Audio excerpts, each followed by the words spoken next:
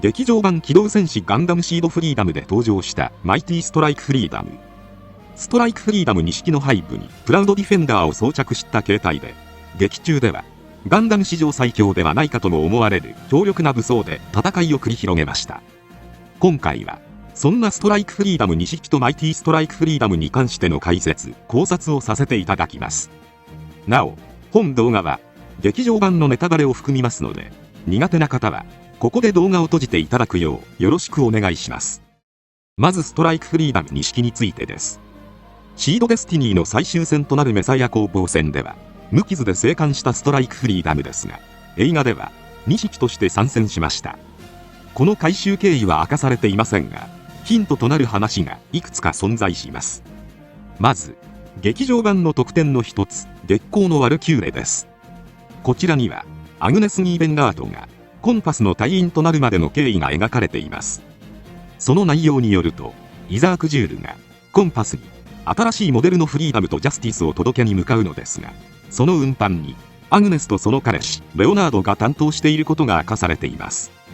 ただし本概要ではどちらの機体にどちらの人物が登場しているかは分からず、フリーダムとジャスティスというのがストライクフリーダムとインフィニットジャスティスなのか、それともライジングフリーダムとイモータルジャスティスなのかは明かされていません。そして次に映画内ではフリーダム強奪事件というキーワードが登場しました。これはもともと OVA 化を予定するも流れた話ということで、映画内では詳細は明かされておらず、フリーダムというのがライジングフリーダムなのかストライクフリーダムなのかも分かりませんでした。しかし本日発売の小説版シードフリーダムでは少しこの話に触れられています。その内容によると、フリーダム強奪事件とは半年前アークエンジェルに引き渡されたフリーダムがテロリストに強奪されて地上の施設を破壊するというもので、ブラックナイツがテロを鎮圧しフリーダムを撃墜してこの事件を鎮圧したとのこと。小説内でもフリーダムとだけ書かれているので、ブラックナイツにやられたのがライジングフリーダムなのかストライクフリーダムなのかが分かりませんでしたが、映画ではストライクフリーダムがブラックナイツにやられる回想シーンが一瞬だけ存在します。このことを踏まえると、フリーダム強奪事件とはストライクフリーダムが強奪されブラックナイツに撃墜されるまでの話だと分かります。そしてそこにアグネスたちのフリーダム運搬のことを踏まえると、ストライクフリーダムが撃墜されたので新型のライジングフリーダムとイモータルジャスティスを開発。そしてアグネスがイモータルジャスティスに、レオナードがライジングフリーダムに登場してキラの元に届ける。アグネスはレオナードと違い圧倒的な力量でライジングフリーダムを操縦するキラの姿に惚れ込んでしまい、レオナードを振ってそのままコンパスへ志願。このような流れでしょうか。レオナードとアグネスのどちらがどの機体に誰が乗るのかは明かされていませんが、劇中でアグネスはシンに対してジャスティスを譲るよう交渉していることから、ジャスティスを運搬していたのはアグネスなのかもしれません。なおインフィニットジャスティスが強奪されたのかは分かりませんが、1機だけズゴックを隠れ蓑にしていることを踏まえると、アスランがターミナルに入った際に元ザフト機であるインフィニットジャスティスを所有していることがバレるのを防ぐためズゴックに偽装したと考えられそうです。こうしてフリーダム強奪事件によって大破したストライクフリーダムですが、オーブによって再び回収されストライクフリーダム2式になったことが伺えます。キラは作中でストライクフリーダム2式を見て驚いている様子でした。つまりフリーダム強奪事件で機体が大破した後回収されていることを知らなかったと思われます。また映画内前半ではキラはアルバートと共にプラウドディフェンダーの調整を行っていました。これに関して小説版ではこの武装が完成すればフリーダムの戦闘力防御力は飛躍的に跳ね上がるとされています。つまりキラはストライクフリーダム強奪事件を受けてより強力な武装が必要になる時が来ると考え、プラウドディフェンダーの開発を進めていたことがわかります。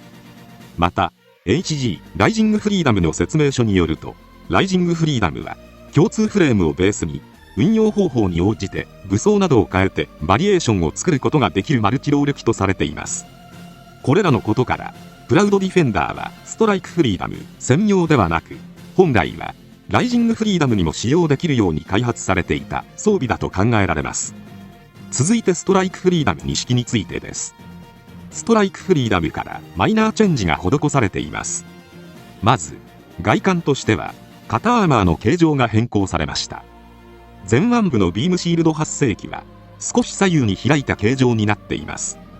また、手首の装甲が分厚くなりました。下半身に関しては、リアアーマーが左右で分割されていた形状ではなく、一体型のスカートになっています。そして、左右のアーマーは、ビームサーベルラックが、側面ではなくアーマー上部に移行しました。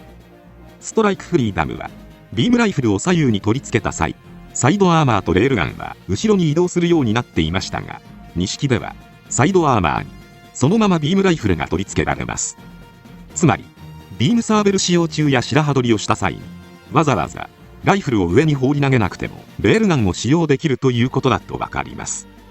他には、ふくらはぎのスラスターが展開式ではなく、元から開いた状態の形状になっています。このように、外観だと、細かな違いがある2式ですが、そもそも本機は核動力機なのでしょうか。それともバッテリー機なのでしょうか。映画内では、フェーズシフトダウンする描写があったので、ネットで議論が巻き起こっていますが、私としては核動力機だと考えます。その理由はいくつか存在します。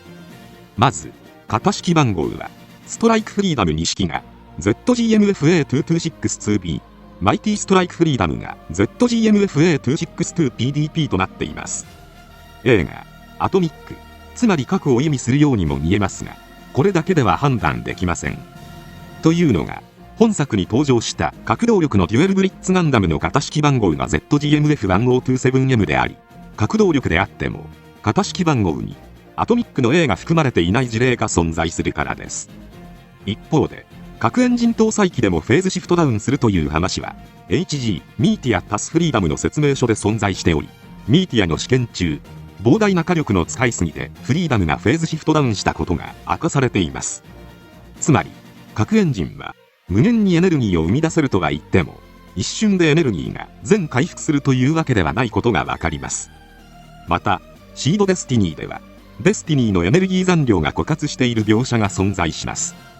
これは、デスティニーが一気にエネルギーを使いすぎて、一時的に残量が減っているだけだと思われます。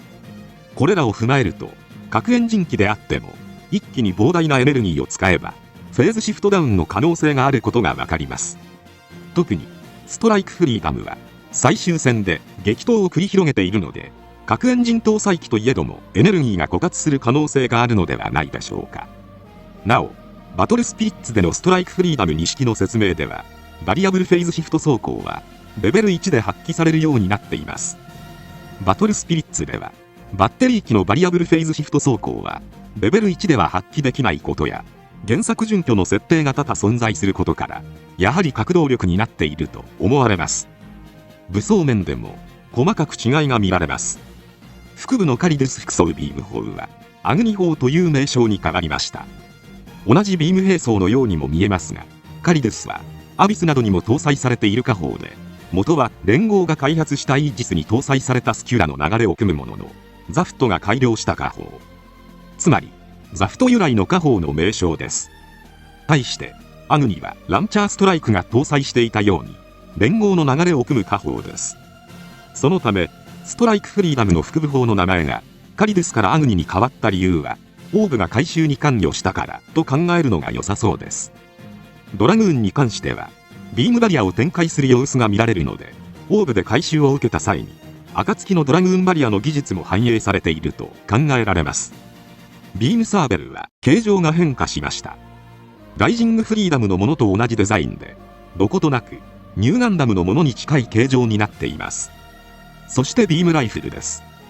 外観からは特に変化している印象を受けませんが、出力が大幅に向上しているのではないかと考えられます。その理由は、ゲルググメナースと同じライフルを持って出撃していたことにあります。ゲルググライフルと同じものをデスティニーなども並行して出撃しており、また、デザインを見ると、エネルギーパックのような形状が見られます。つまり、このビームライフルは、ザク系統が使用しているような、エネルギーパックが採用されているタイプのもので、どの機体でも使用できる互換性があるライフルだと考えられます。ストライクフリーダム2式のビームライフルの出力が向上していた場合、ドラグーンバリアやアグニなどの性能も含めて、核エンジンでエネルギーを回復するよりも早くエネルギーが枯渇する可能性があります。そのため、長期戦になるのを見越して、標準装備のライフルだけではなく、エネルギーパック方式のビームライフルも持って出撃していたと考えることができそうです。次にマイティストライクフリーダムについてです。ストライクフリーダム2式がプラウドディフェンダーと合体した形態です。劇中前半では、アルバートから、まだセンサーの調整がうまくいっていないと言われていたからか、合体時には、アルバートがマニュアルで調整してドッキングを行っていました。本形態でのみ頭部ハイメガキャノンもといディスラプターが使用できるようになるということから、プラウドディフェンダー自体にも膨大なエネルギーが蓄えられていることが伺えます。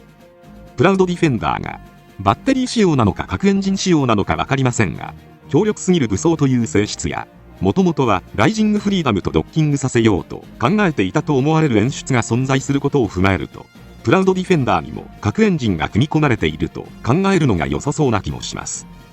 ディスラプターは出力 80% でありながら、メサイア裏側の艦艇まで一瞬のうちに切り裂いているため、フォビドゥンの曲げられる誘導プラズマ砲フレスベルグを応用した技術が組み込まれていると思われます。あまりに強大な火力がゆえに、総裁ラクスの承認が必要とされるものの、作中ではラクスが横にいたのであっさり使用していました。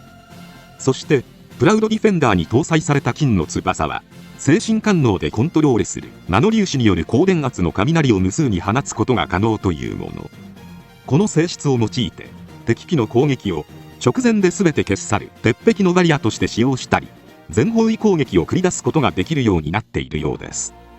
劇中ではラクスがキラが見せてきていた以上に広範囲の敵をマルチロックオンして攻撃していることから、ラクスの精神と無数のナノ粒子がリンクすることで戦場を見渡すことができていると考えられます。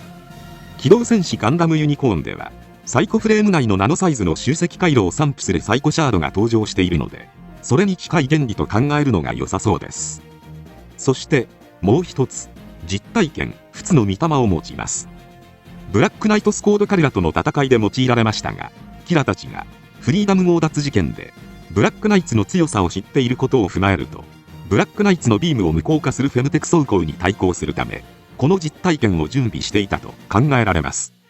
本映画は外伝シリーズを知らなくても楽しめるようになっているからか、アストレイシリーズには触れられていませんが、漫画機動戦士ガンダムアストレイ天空のプリンセスでは、シードデスティニーのメサイア攻防戦終結後の世界においてレアメタルオメガという素材が登場します。これは何を用いても破壊できない最強の材質とされているため、フツの御霊はレアメタルオメガのような特殊金属でできていて、フェムテク装甲を打ち破るために用意されたと考えられそうです。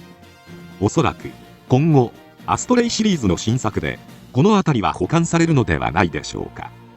きっとローギュールがマイティストライクフリーダムに関与している描写が出てくると思われます。ということで以上、ストライクフリーダム2式とマイティストライクフリーダムについてでした。個人的にはフリーダム強奪事件とライジングフリーダムの開発経緯の詳細が気になっていますが、他にも皆様が気になっていることもコメントで共有していただければ嬉しいです。今回は以上となります。チャンネル登録されるかはお任せいたしますので、もしよければもう一本動画を見ていただければとても嬉しいです。最後までご視聴いただきありがとうございました。